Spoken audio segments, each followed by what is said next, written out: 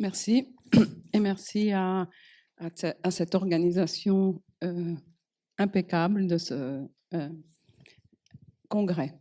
Alors, c'est moi qui vais commencer aujourd'hui. Je travaille, comme vous l'avez dit, au sein de l'école de formation de psychothérapeutes et, disons, d'ethnopsychothérapeutes à Rome, où je travaille avec Nathalie Lorzi, qui est le directeur. Donc, nous avons pensé aujourd'hui de présenter d'abord un cas et puis de passer à l'analyse du cas et de comment nous travaillons et de notre approche. Donc, le titre de notre intervention, c'est Thérapie ethnosystémique narrative.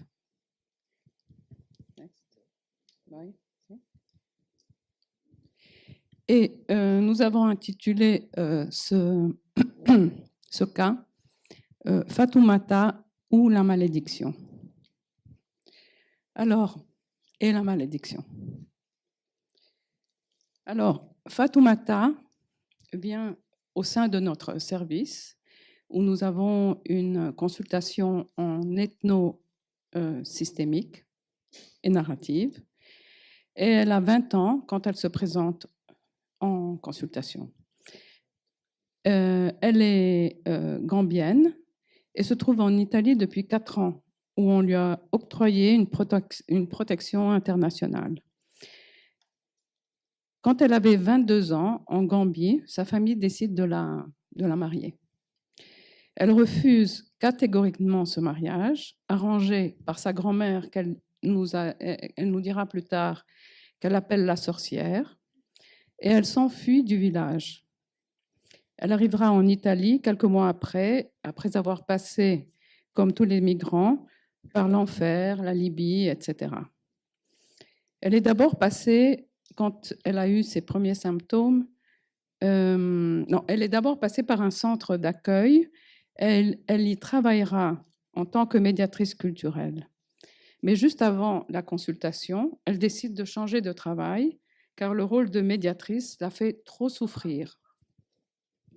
Fatoumata parle bien l'italien, donc l'équipe décide de ne pas vraiment inclure un médiateur culturel au sein de la consultation.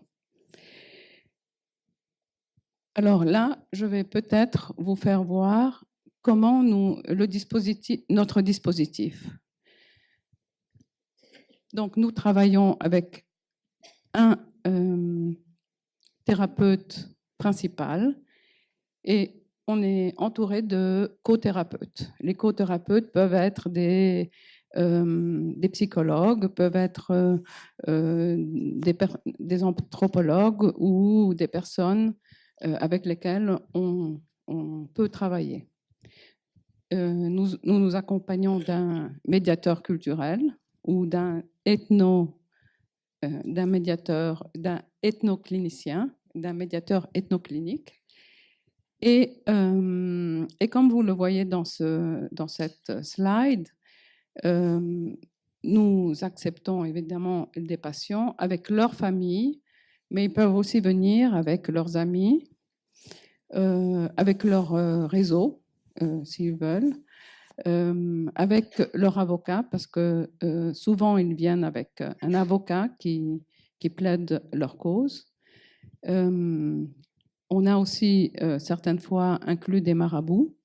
Et puis, nous travaillons aussi avec un système que nous appellerons le monde visible et le monde invisible. Et on vous expliquera un petit peu mieux ce que ça veut dire. Donc, dans la consultation, on peut parler aussi aux ancêtres, pour faire un exemple. Alors, Fatoumata, nous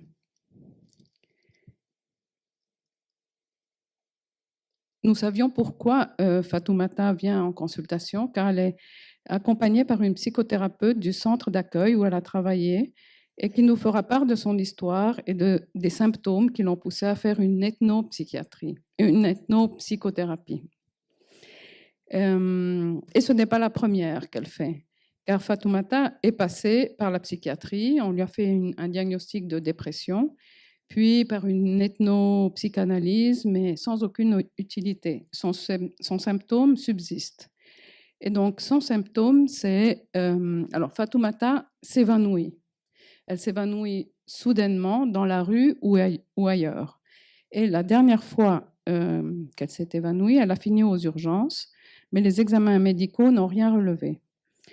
Et Fatoumata connaît très bien son symptôme.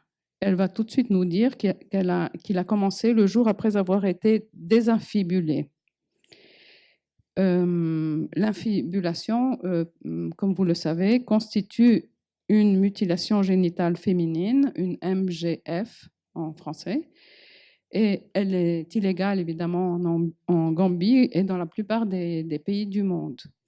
Et dans son cas, Fatoumata a subi une excision clitoridienne et une infibulation, ne lui laissant qu'une petite ouverture pour que l'urine et les menstruations puissent s'écouler. Fatoumata nous dira que jusqu'à sa désinfibulation, elle urinait debout, parce que c'était le seul moyen pour elle d'uriner. Et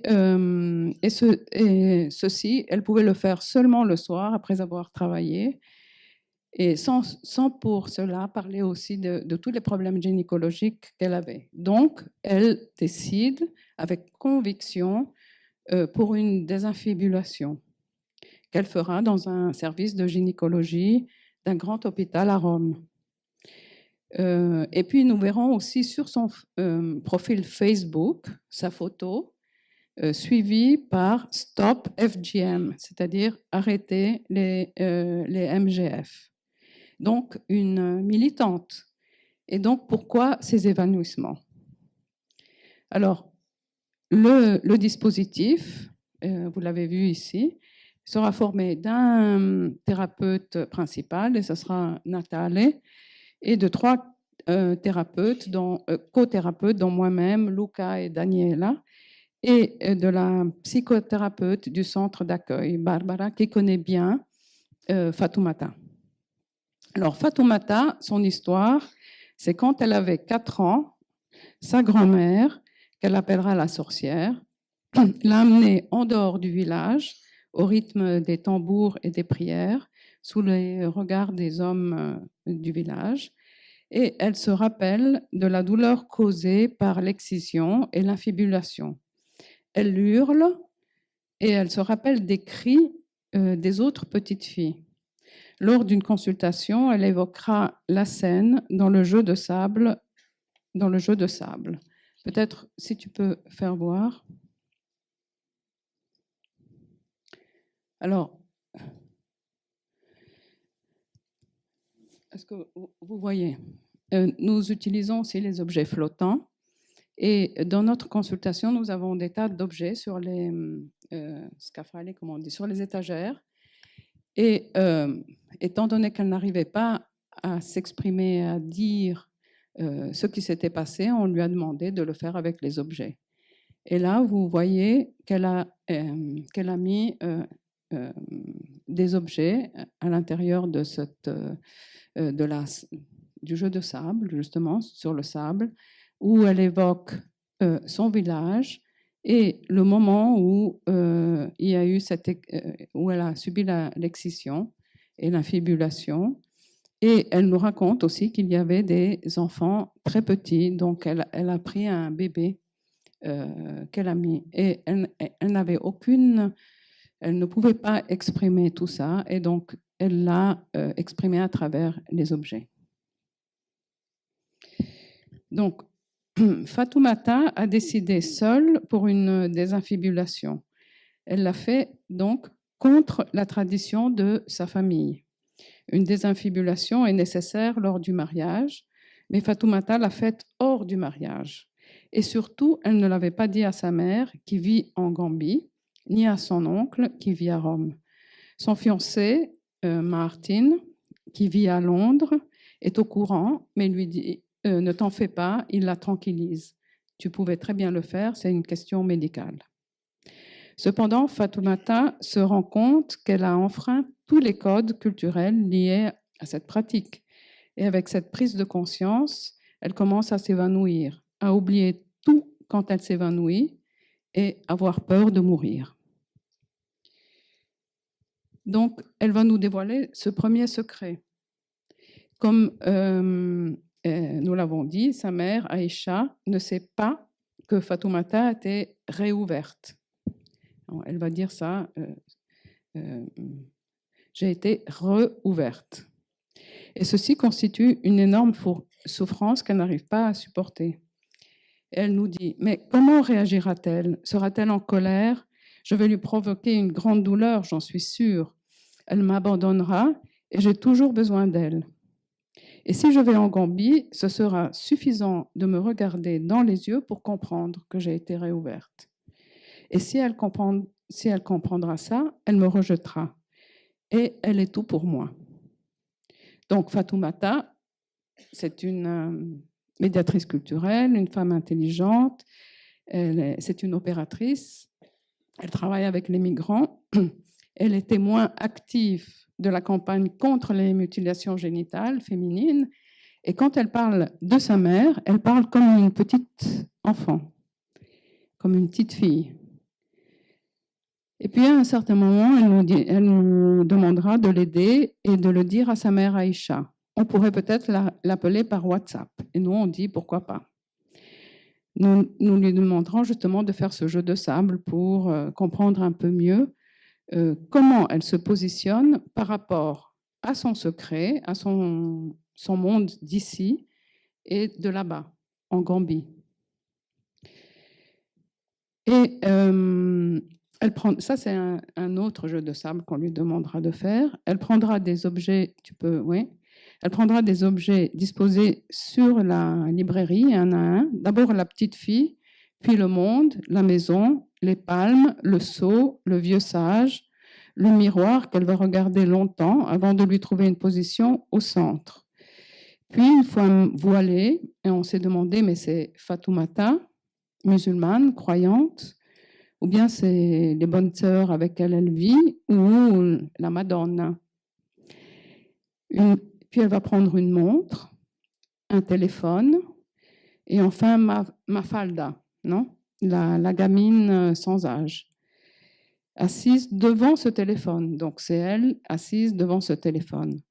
Elle va appeler ce jeu de sable. C'est le moment d'appeler ma mère et de lui dire la vérité. Elle gardera longtemps ce téléphone dans la main et puis elle le reposera sur le sable. La séance suivante, elle nous amène un rêve. Un des co-thérapeutes, Luca, lui ferme la bouche avec un voile et lui dit « Il faut le dire, il faut le dire ». Et puis Fatoumata, lors de cette consultation, nous dira « Je me suis mariée par procuration avec Martin, qui est à Londres, avec un rituel traditionnel exécuté par ses parents et les deux familles en Gambie. Le rituel a été suivi sur Skype par le couple et son mari, juste après ce rituel, décide de raconter à sa mère, à la mère de Fatoumata, qu'elle a été réouverte. Et la mère répond au mari, « Je l'avais compris, mais espérons que Fatoumata ne finisse pas comme sa mère. » Ça, c'était une phrase lapidaire qui la met en état de panique. Mais qui est donc cette mère? Et puis elle nous dit, le rêve était clair. Il fallait que je le dise à ma mère, mais c'est moi qui aurais dû lui dire. Néanmoins, elle décidera de ne pas parler à sa mère au téléphone. Et puis elle nous dévoile un autre secret qu'elle n'avait jamais eu le courage de dévoiler. Son oncle lui révèle que sa mère, Aïcha, n'est pas sa vraie mère et que sa mère naturelle est morte. Sa mère avait aussi fui d'un mari violent. Elle mourra après avoir accouché de Fatoumata. Mais Fatoumata ne voulait pas y croire. Après tout, sa mère Aïcha ne lui avait rien dit. Alors, peut-être que ce n'était pas vrai. Et elle nous demande, mais à votre avis, est-ce vrai? Elle demande à Nathalie, est-ce que c'est vrai? Et Nathalie va lui répondre, que si c'est le cas, cette mère morte, dont nous ne connaissons pas le nom, la protège de l'au-delà. Mais Fatoumata affirme qu'elle ne croit pas à l'au-delà. Nous, on n'y croit pas, qu'elle ne croit pas à l'au-delà. Mais nous pensons qu'elle voudrait comprendre si nous y croyons. Fatoumata a peur du monde invisible et la présence d'une mère morte dont elle ne sait rien la terrorise. Et nous travaillerons durant plusieurs séances sur cette mort ambiguë. Fatoumata nous dira et redira que sa vraie mère s'appelle Aïcha. D'autre part, elle pense qu'une malédiction s'est abattue sur sa mère naturelle et sur elle, et que la responsable de tout ça arrive de sa grand-mère sorcière. Puis, à travers les séances, Fatoumata exprimera le désir de savoir qui était sa mère naturelle. La sœur, en fait, c'était la sœur de sa mère, Aïcha. Elle voudrait croire que sa vraie mère la protège, mais la peur d'une malédiction lui fait ressurgir la terreur de mourir, d'où ses évanouissements. Quand l'équipe thérapeutique et Fatoumata comprennent d'où viennent ces évanouissements, bien vite, Fatoumata n'en aura plus, elle n'en reparlera plus, et ceci jusqu'à la fin de la thérapie. Ceci, à notre avis, signifie que Fatoumata s'est tranquillisée, car elle a compris la provenance de ces symptômes. Ce n'est pas une dépression. Toutefois, elle en a eu peur, car il s'agit d'une malédiction qui, selon elle, va au-delà des pouvoirs thérapeutiques d'une équipe ethnopsie. Elle nous demandera à plusieurs reprises au cours des consultations, mais vous y croyez aux malédictions? Et alors, Nathalie lui demandera, voici 2 questions pour toi, Fatoumata. Quelle est la plus grande douleur? Le poids du secret entre toi et ta mère, et c'est-à-dire la désinfibulation sans avoir parlé directement avec ta mère, de peur d'être rejetée par ta famille, ou la malédiction qui se transmet de mère en fille. Et Fatoumata va dire la malédiction. Et alors, Nathalie lui dira, alors nous affronterons ceci en premier, et voilà comment on devra faire. Alors, il lui donnera une prescription. Il faudra trouver un poulet avec des plumes blanches. Il faudra le cuisiner et garder de côté les plumes, le cou et les entrailles. Et nous mangerons le poulet ensemble. Fatoumata écoutera attentivement la prescription, sans poser trop de questions. Puis elle s'activera pour suivre la prescription. Nous mangerons le poulet et Nathalie demandera à Fatoumata de brûler les os, les plumes et les entrailles et de nous amener les cendres. Cendres que nous mettrons ensuite dans 3 petits sachets de toile africaine. Elle devra garder un sachet avec elle. Nous en garderons un. Et le 3e devra être enterré près de la tombe de sa mère qui l'a accouchée. Durant cette période, en consultation et ailleurs, nous apprendrons que Fatoumata a parlé ouvertement à sa mère Aïcha. Elles ont parlé de la mère naturelle de Fatou. Et quand Fatou ira en Gambie, Aïcha lui dira tout sur sa mère naturelle. Mais Aïcha lui dévoile que sa mère, avant de mourir, lui avait demandé de prendre soin d'elle. Et ceci comme si c'était sa fille, sa propre fille, et qu'elle pensait avoir fait son devoir. Elles avaient parlé de la désinfibulation de Fatoumata, et Fatoumata maintenant se sentait beaucoup plus libre. Elle décide néanmoins de ne pas envoyer le sachet de cendres avec les cendres à sa mère, mais elle ira elle-même sur la tombe de sa mère enterrer ses cendres. Et nous reverrons Fatoumata en octobre à son retour de Gambie. Voilà, je m'arrête ici.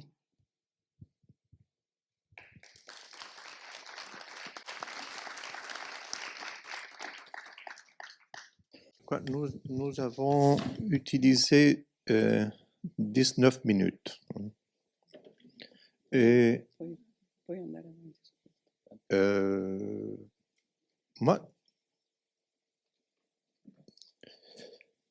Non, je voudrais savoir, Non, nous avons, 10 minutes. nous avons 2 minutes, mais je voudrais savoir s'il y a des questions avant, aussi pour orienter la prosécution de la présentation, parce que je crois qu'il y a euh, quelque chose peut-être que vous appelle apparire, comment Qui vous dire, semble? que vous semble un peu pas facile de comprendre dans une façon rationnelle, circulaire, linéaire, avec des rationalités et des logiques occidentaux. Bonjour. Alors, je ne sais pas si j'ai pas bien compris ou si j'ai pas entendu, mais j'ai pas bien compris pourquoi finalement vous aviez mangé ce poulet ensemble. Quel était finalement l'intérêt derrière ça? Alors, je peux comprendre qu'il y a des choses culturelles, mais j'ai pas compris Il faut vraiment. parler dans le microphone. Detto che non capisce perché abbiamo mangiato il pollo insieme. Ah, nous avons mangé le poulet tout ensemble parce qu'il est, il est bon. Hein. Je lui ai demandé d'essayer de trouver un poulet organique, Mais pour quelle raison? Quel était bio. l'intérêt clinique Oui. derrière manger ce poulet ensemble? J'entends qu'il y a quelque chose de culturel derrière ça, mais finalement, je comprends pas l'intérêt théorique, peut-être clinique. Je ne Oui. sais pas si je suis claire. Oui, ça c'est une question sur laquelle c'est pas très facile de répondre dans 2 minutes. Mais ça c'est, je voudrais partir d'une question théorique qui vient dans l'anthropologie. Et surtout, je m'appuie sur les travaux d'un anthropologue français qui s'appelle Philippe Descola, qui a toujours travaillé sur les relations entre nature et culture. Et dans une autre modalité, on peut l'appeler sur la question des relations entre l'homme et les autres êtres. Alors, je vais essayer, nous avons un slide sur ça. Hein. C'est quoi ça? On a l'atelier. Ah, c'est sur l'atelier qu'on va répondre alors sur ça. Non, c'est pour dire que manger les poulets ensemble, ça fait partie d'un rituel. Hein? Du rituel qu'il faut partager tous ensemble, sinon c'est pas un rituel, sinon c'est quelque chose de privé. Hein? Les rituels ils sont toujours des choses publiques, avec des personnes qui sont des acteurs de rituels et avec des personnes qui sont des témoins du rituel. Et après la fin des rituels, qui vont témoigner que quelque chose a changé. Et ici, qu'est-ce que c'est changé? C'est les poulets. Les poulets étaient cuits, ils étaient mangés, et après les restes du poulet, les os, les plumes et les autres choses, ils ont été brûlés et c'est devenu de la cenere, comme on dit, cendre, de la cendre. Hein. Et dans plusieurs cultures dans le monde, et ça, c'est quelque chose qui nous vient depuis des siècles. Hein. Dans plusieurs cultures, la première témoignage que j'ai lu a affaire avec un conte, que c'est le conte de la Cenerentola chinois. Comment on dit Cenerentola en français? Cendrillon. Où il y a quelqu'un qui brûle les os d'un animal. Après, il va à les enterrer parce que l'animal, il va à revivre. C'est-à-dire, on va à intervenir sur le cycle entre la vie et la mort. Dans une façon plus correcte, entre la mort et la vie. Alors, il y a beaucoup de symbolisme dans ça, et c'est important de nous rappeler que Fatoumata a décidé que c'est elle-même qui va à enterrer son sachet à côté de la tombe de la mère. Il y a quelque chose que Carole n'avait pas dit, qui peut-être est important, que la mère biologique et la mère sociale, affective, relationnelle de Fatoumata sont sœurs. Sont deux sœurs. Ah, la Vévidette, ok, pardon. Je voudrais peut-être ajouter quelques points qu'on a développés durant cette thérapie. Donc, Nathalie a expliqué l'importance des rituels thérapeutiques dans le travail qu'on a fait, et en particulier sur ces pertes ambiguës, c'est-à-dire sur cette mère dont elle ne savait pas qu'elle existait, qui existe maintenant, et qui n'avait pas de nom, ni elle avait une photo de cette mère. Donc, qui était cette mère? Et l'importance aussi des prescriptions pour relier le patient au groupe thérapeutique, c'est-à-dire que c'est nous qui avons décidé du rituel, et à la famille qui est restée au pays. Donc, et de le relier entre le visible et l'invisible. Et ça, on va un peu mieux l'expliquer tout à l'heure. Et puis, on a fait un ethnogénogramme pour comprendre comment était cette famille ici et ailleurs, ici, enfin à Rome et au pays, et d'où venait la malédiction. Et puis, on utilise beaucoup les objets flottants. Donc ça, c'est un petit peu un cadre simple de notre intervention, mais qui est beaucoup plus compliqué que ça. Je ne sais pas si nous avons répondu à votre question ou s'il y a des autres.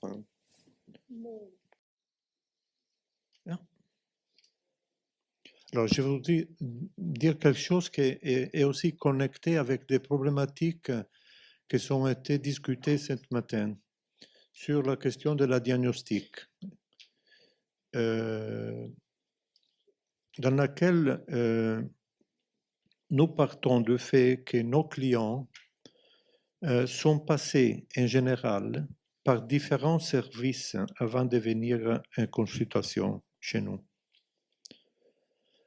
Et la première chose que nous faisons, pas d'un point de vue idéologique, mais d'un point de vue pratique, parce qu'on voit qu'il n'y a pas relation entre la diagnostic que ces patients portent avec eux et la réalité que nous avons devant nous, et la déconstruction de la diagnostic et la déconstruction de DSM.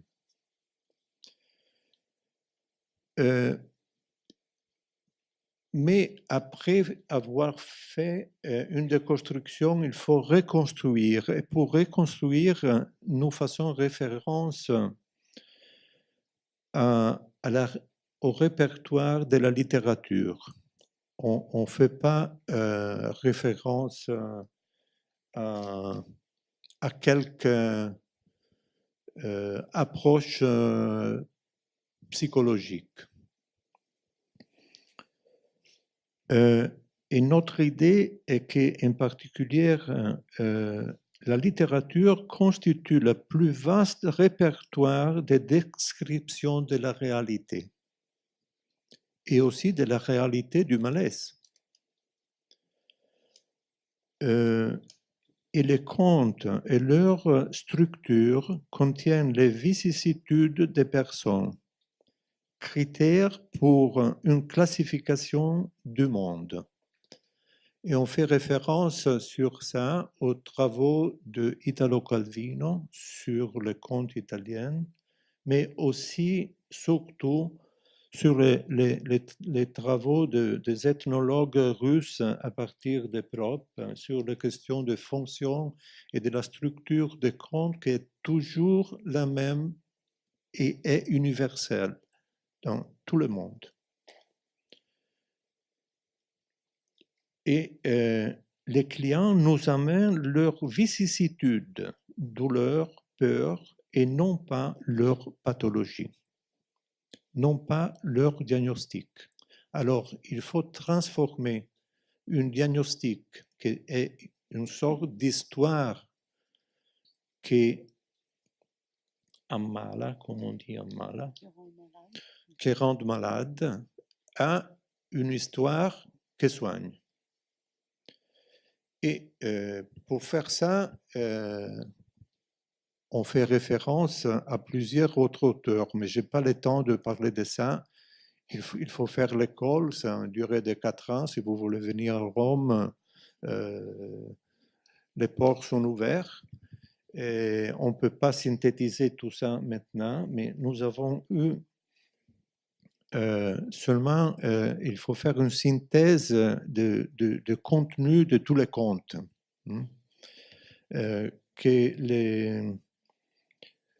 Ça, c'est déjà dit à partir des propres, que tous les contes ont la même structure, que lui, il appelle fonction, sont 31, mais l'auteur qui est plus,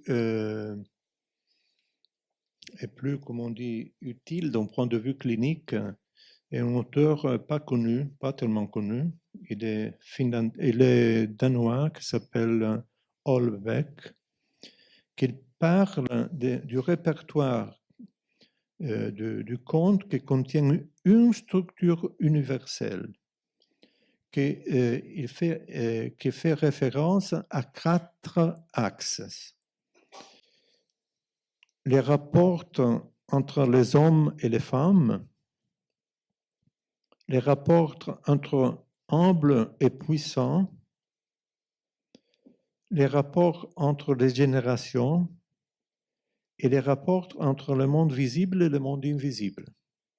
Alors, pendant les séances, nous allons approfondir avec les patients où ils sont les problématiques dans ces 4 axes. Et bon, ça c'est tout, parce que sinon je vais occuper trop de temps et nous avons une idée que voudrons partager avec vous pour la prosecution de la séance.